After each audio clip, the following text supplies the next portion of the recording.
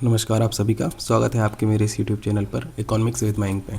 मैं मयंक आप से इस संबंध में बात करने वाला हूँ कि जो ये हमारे एनवीएस और केवीएस का एग्ज़ाम टियर 2 होने वाला है, उसमें हमको आंसर किस तरीके से लिखेंगे, प्रैक्टिस सेशन के बारे में भी हम डिस्कस कर रहे हैं अभी।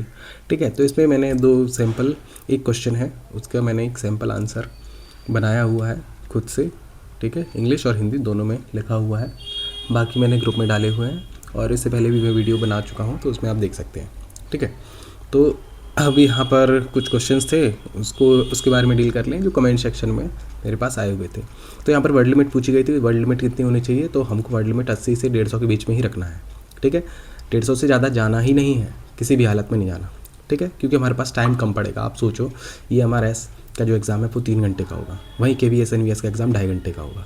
EMRS में हमको जो डिस्क्रिप्टिव है क्वेश्चंस कितने अटैम्प्ट करने हैं, 15, और वहीं KVS NVS में हमको 10 का अटैम्प्ट करने हैं।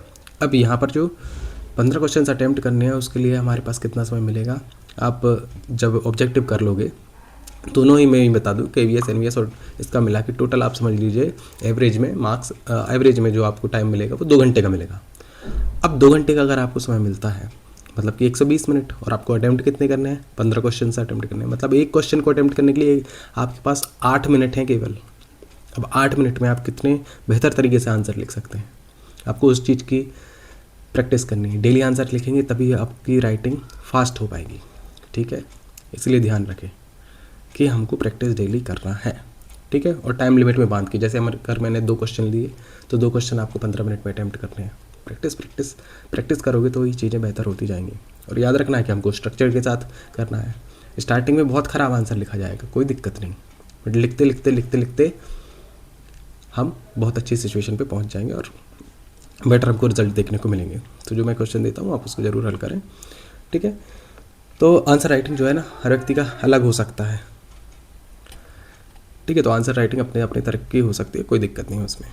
ठीक है, बट आप लिखना ज़रूर स्टार्ट करें, क्योंकि और हाँ, आंसर जब लिखते समय आप इन जो ChatGPT हो गया, जेमिनी हो गया, आंसर लिखते समय उससे डायरेक्ट कॉपी मत करें। ठीक है, आपको पढ़ना है, आप बुक्स उठाएं या कहीं से भी उठाएं या उससे आंसर पढ़ लें। ठीक है, लेकिन उसको समझ दें, आप उस पूरे कॉन्सेप्ट को पढ़ें, केवल उस आंसर को नहीं जो मैंने दिया हुआ है। ठीक है, सर्च करके आप देख लो, नो, आपको क्या करना है, उस टॉपिक के बारे में पढ़ना है, टॉपिक से आपकी अंडरस्टैंडिंग क्रिएट होगी। अब उसके बाद अपने हिसाब से आंसर लिखना, क्योंकि वहाँ पर क्या रहेंगे आपको थोड़ी पता है वहाँ कौन से क्वेश्चन आएंगे, नहीं पता ना। तो वो तभी हो पाएगा जब आप खुद एनालिसिस कर पाएंगे अपना। ठीक है, एनालिसिस तभी होगा जब मैंने क्वेश्चन दिए, उस टॉपिक के बारे में ज़रूर आप देख सकते हैं, किताब उठाई या जो भी आपके पास बुक है, जो भी आप पढ़ते हो नोट से, उसमें उसके टॉपिक के बारे में पढ़ लिया। अब जो क्वेश्चन आया है उसका आंसर दो, आप लिखो अपने शब्दों में, किस तरीके से आप प्रेजेंट करते हो, समझ में आएगा आपने कहाँ गलती करते हो, कहाँ नहीं करते हो, क्योंकि नेचुरल फ्लो वही बनेगा, क्योंकि वहाँ पर प्रेशर बन सकता है, टाइम कम है, डर लगेगा, और इस वजह से आपको एक लिमिटेड टाइम में आपको आंसर लिखने की आदत हो जानी चाहिए। ठीक है, तो इतना आप याद रखें। यहाँ पर जो मैं भी क्वेश्चंस कराऊंगा वो हायर ऑर्डर थिंकिंग के रहेंगे, ब्लूम टैक्सोनॉमी जो पढ़ी है ना, उसी के हिसाब से। ठीक है, हायर ऑर्डर थिंकिंग इसलिए क्योंकि वरना जनरल लेवल का अगर मैं क्वेश्चन पूछ लूँ, जैसे कि क्या हो गया, व्हाट इज़ इकोनॉमिक्स, ठीक है, what is utility, what is law of variable proportions, मतलब सिंपल नहीं, थोड़ा उसको थोड़ा आगे जाके हम बात करेंगे कि सोचने समझने की शक्ति विकसित हो। इसी तरीके से CBSE जो क्वेश्चन है वो भी बनाता है क्लास 12th 11th के, जो आप बोर्ड्स देखेंगे तो समझ में आ जाएगा। अब हम इस क्वेश्चन के बारे में बात करते हैं, जो सिंपल मैंने यहाँ पर दिया हुआ है, सिंपल ही क्वेश्चन है, लेकिन यहाँ पर केवल बताने के लिए कि किस तरीके से आंसर लिखा जाए। तो यहाँ पर जो लिखा हुआ है, explain price floor, what are its types. Price floor क्या होता है, ठीक है, तो सबसे पहले हम क्या करेंगे, उसको डिफाइन करेंगे, उसका एग्जाम्पल किया, डायग्राम किया, फिर उसमें आगे क्या पूछा गया, इसके इफेक्ट्स क्या होते हैं, तो इसके इफेक्ट्स लिख दिए, लास्ट में हमने कंक्लूड कर दिया। ठीक है, प्राइस फ्लोर क्या होता है, price floor is the minimum price fixed by the government for a commodity. अब मिनिमम प्राइस के नीचे मैंने क्या कर दिया, यहाँ पर अंडरलाइन किया हुआ है। ठीक है, अंडरलाइन कर दिया है, set above the equilibrium price के उधर भी कर दिया है हमने। ठीक है, अब उससे क्या होगा, तो यहाँ पर क्या किया हमने, कर दिया इसको set above the equilibrium price which buyer must. ये किस लिए किया जाता है प्राइस फ्लोर, सिंपल सी बात है, ये किसानों के लिए, प्रोड्यूसर्स के लिए किया जाता है। प्रोड्यूसर्स के लिए इसलिए किया जाता है जिससे कि ये किसानों के लिए किए जाते हैं बेसिकली, कि यहाँ पर जो प्राइस है वो जो है ना, मार्केट में जो इक्विलिब्रियम प्राइस चल रहा है उससे ऊपर सेट होते हैं। इसका मतलब क्या हुआ, मार्केट में जैसे कि क्या होता है कि कभी कभी क्या होती है कि जो फसलें हैं ना वो जो है उनकी कीमत सही नहीं लग पाती।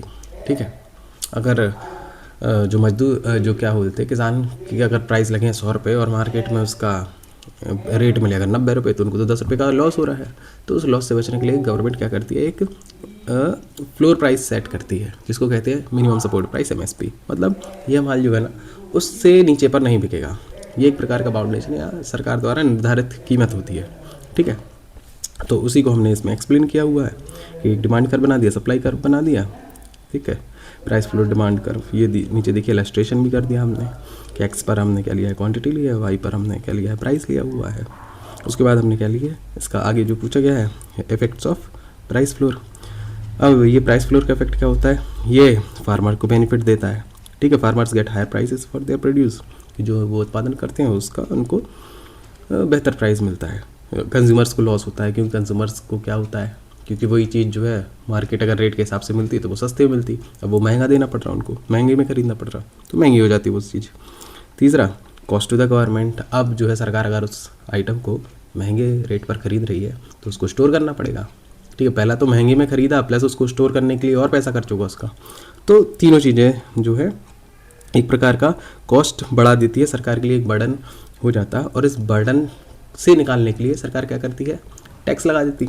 तो ये चांसेस रहते हैं कि फ्यूचर में जो टैक्स है वो बढ़ जाएंगे, हायर टैक्सेस। ठीक है, तो कुल मिला के जो कंक्लूडिंग स्टेटमेंट क्या होगा फिर इसका, कि प्राइस फ्लोर वैसे तो प्रोटेक्ट करती है प्रोड्यूसर्स को, बट ये कभी कभी जो है सरप्लस को भी जनरेट करता है, मतलब कि एक्स्ट्रा जो बफर स्टॉक को जनरेट करती है, प्रॉब्लम को, मार्केट इनएफिशिएंसी भी लाती है। ठीक है, मार्केट इनएफिशिएंसी। ठीक है, तो ये हो गया हमारा आंसर। अब इसके बाद अगर हम देखें इसका हिंदी वाला अगर पोर्शन देखें तो हिंदी वाला कैसा है कि मतलब क्या है, इसके क्या परिणाम हो सकते हैं। यहाँ पर भी हमने क्या किया, इस आंसर को लिखा और जो भी इंपॉर्टेंट वर्ड्स हैं उसके नीचे हमने अंडरलाइन कर दिया। अब इसमें हमने उदाहरण भी पेश किया हुआ है, डायग्राम भी बनाया हुआ है, डिफाइन भी किया हुआ है। लास्ट में जो है कंक्लूडिंग स्टेटमेंट भी है, कंक्लूडिंग स्टेटमेंट है। ठीक है, बाकी हमने इसके कीमत के परिणाम भी लिखे हुए हैं, देख सकते हैं आप, पढ़ सकते हैं, इसको रीड कर सकते हैं। ठीक है, इस तरीके से हम आंसर लिख सकते हैं। बाकी हैंड राइटिंग आप अच्छी लिखना। ठीक है, मेरी हैंड राइटिंग अच्छी नहीं है हिंदी की। ठीक, वैसे तो दोनों ही अच्छी नहीं है, लेकिन आप अच्छे से लिखना, साफ़ सुथरे लिखना तरीके से। ठीक है, और वर्ड भी बहुत ज़्यादा मैंने नहीं लिखा हुआ है। ठीक है, तो इस तरीके से अगर आप आंसर लिखेंगे तो बेहतर देखने को मिल सकता है। बाकी अगर आपकी कुछ सजेशन हो तो ज़रूर कमेंट सेक्शन में बताएं। ठीक है, बाकी मैं क्वेश्चन आज डाल दूंगा, तो आप अगली प्रैक्टिस करके आप मुझे भेज सकते हैं, फिर हम देखेंगे उसमें कि क्या सुधार किया जा सकता है। क्योंकि प्रैक्टिस करना ही एक मोटिव है, पढ़ना प्रैक्टिस करना, पढ़ना प्रैक्टिस करना। ठीक है, तभी उससे डिस्क्रिप्टिव पोर्शन हमारा बेहतर हो पाएगा, है ना। बाकी मैंने PDF डाली हुई है ऑब्जेक्टिव पोर्शन के लिए भी, तो आप उनसे सॉल्व कर सकते हैं, लगाइए। ठीक है, तो आपको बेहतर रिजल्ट मिलेगा। बाकी कुछ क्वेश्चंस हो, क्वेरीज हो तो आप पूछ सकते हैं कमेंट सेक्शन में। ठीक है, थैंक यू।